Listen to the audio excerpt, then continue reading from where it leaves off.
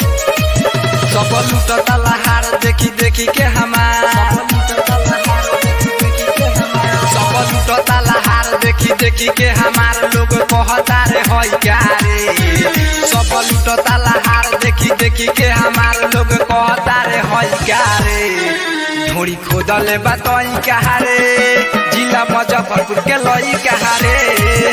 ढोरी खोदले बातई कहा रे, जिला मुजफ्फरपुर के लई कहा रे।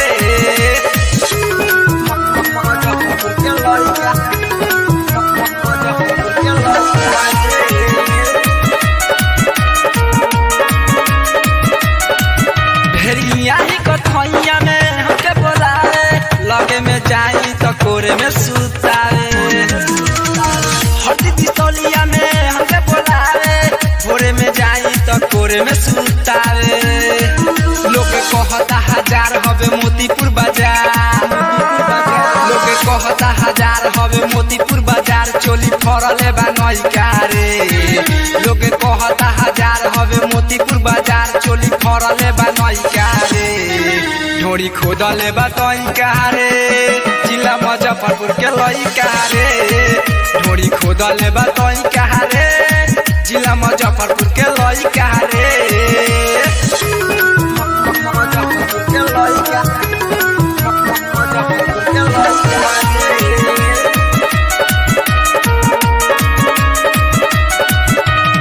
राइटर कुंदन के भरले मन हो, परदुम परदेसी करेला तंग हो। रंजन रवि के उहे बचाल हो, देखेला हमर बाटे बेहाल हो।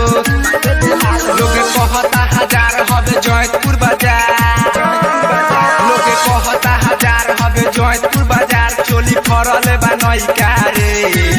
लोग कहता हजार हवे जयपुर बाजार, चोली फरले बा नइका रे। ढोरी खोदले बा तइका रे, जिला मुजफ्फरपुर के लइका रे।